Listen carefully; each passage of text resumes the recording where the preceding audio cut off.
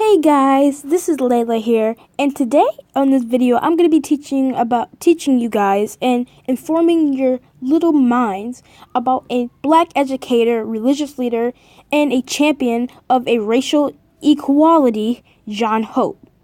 Now, you might not know John Hope. He was a person who basically helped education progress and help education rise and proceed for black little girls, little boys, college, middle school, high school, elementary school. He basically made education better for blacks, and that's why I honor him till this day. Some of you might not even know anything about him. Some of you might not even know about simple people like James Weldon Johnson, Robert Abbott, because as a child, you are learning about certain people in school. Dr. Martin Luther King Jr., Gandhi, Rosa Parks. Half of you guys are learning about Malcolm X. So in this channel, I will be informing you different information about any other people that you can discover and to inform your little brains. So basically, John Hope was born in Augusta, Georgia on June 3rd, 1868. He finished the 8th grade and then worked in a restaurant. Encouraged to seek further schooling, in 1886, Hope enrolled in the Worcester Academy in Massachusetts. So basically, you can tell that he went to Brown University, he got a scholarship, he graduated in 1894.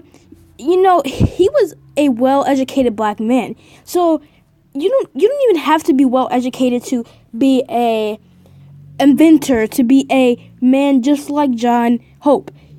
You can be someone, that was a slave, anyone, and come up, started from the bottom, and now you're all the way up to the top, and now you have millions of goals that you have achieved. And that's how John Doe is.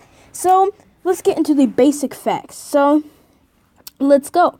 So John Hope's own words are perhaps the most telling statement of his life's work and his character.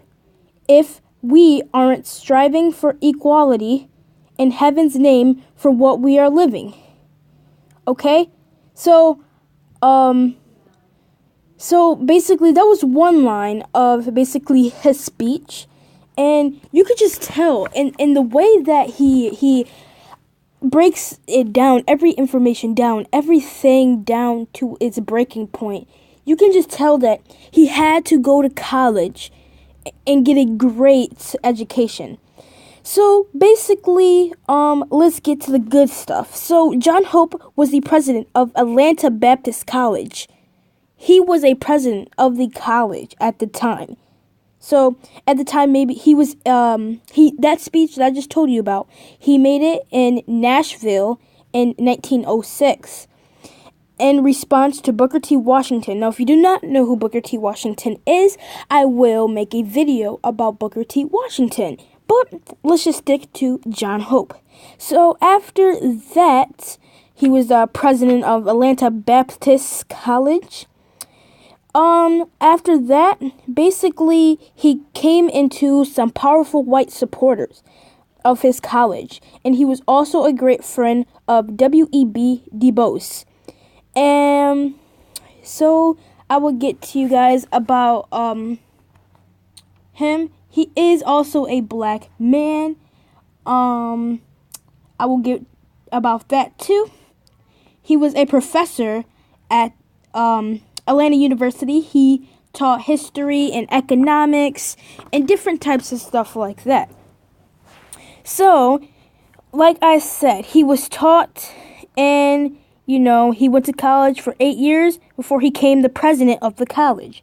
When he stood up as the president and opposed the compromises of Washington and his supporters. John Hope, so it's talking about Booker T. Washington, that George Washington, and his supporters. So John Hope was declaring publicity that he held equality above all other treasures, above even the security of his career. So basically, guys, at that point, he is like breaking down all the information that everyone has informed to him, and he's just taking it on like a champ. Okay, guys? So he's just like taking it on, and he's a uprising. He is the president of this Atlanta Baptist College, and he's gonna keep striving. So that basically, the courage that just gave him, it made him really have a great ally to Du Bois and the other influential members of the college presidential area of the college.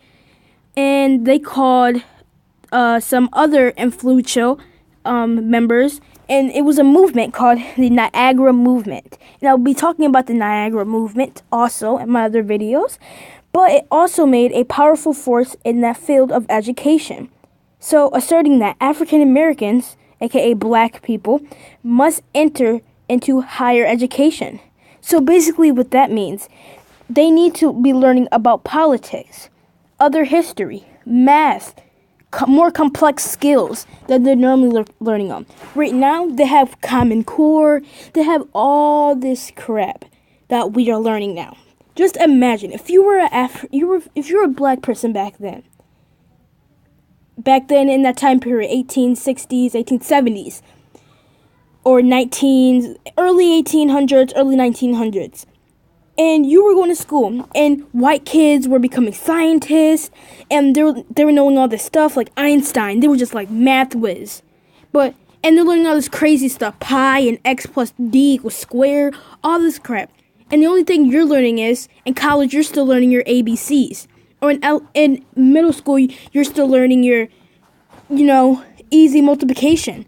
Because the education was not fair for black people back then.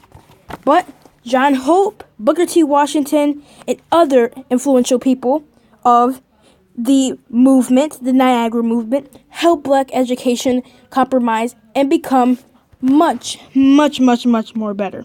So, yeah, guys, this is the end of this video. This is part 1 of this video. So make sure you guys like this video and share this video to other people that wants to enthusiast their brain.